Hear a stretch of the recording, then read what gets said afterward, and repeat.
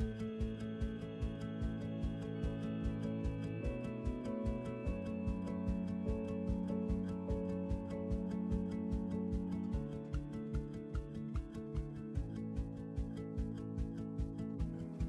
name is Mark Williams, and we have a small group that meets at our house on one night of the week, every other week, and I was asked to kind of talk about our life group.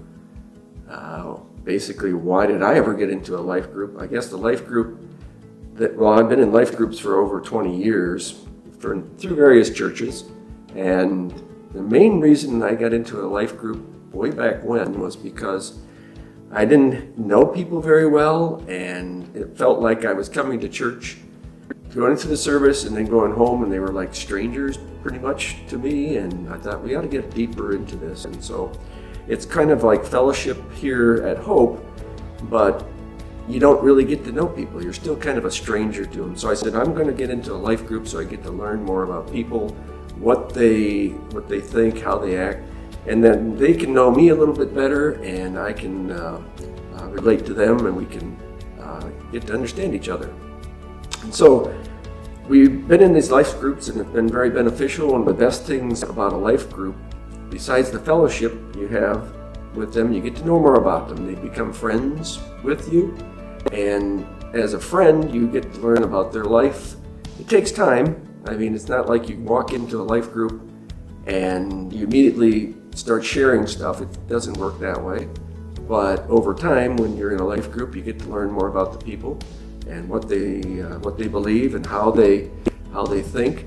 And I think when you are studying Bible, you get a different perspective. I lead this group, but I'm always learning from the people that are in the group with me, because I look at things one way, they look at it another, and I appreciate learning from them. But it's the friendship that develops over time, and I think that's important.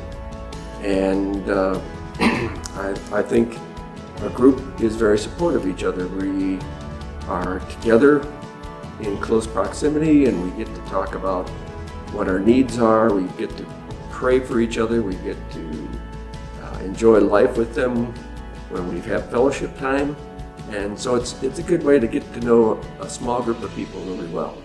So if I were trying to convince you to come into a life group, I would think it would be for the friendship that you get from talking to other people. But I also think it's the commitment that as Christians we need to make to other people. It's pretty easy to go into a church and not necessarily commit yourself to the church. When I say the church, I mean the church in general, not just Hope. But you need to commit yourself to being there for other people, commit yourself to being open, commit yourself to doing, like they said in the book of Acts, of sharing life with these people. And I think that's what small groups really are good at. And I encourage everyone to be in a small group for that very reason, so that you are committed to them and you're also committed to the Lord. And as Forrest Gump would say, that's all I can say about that.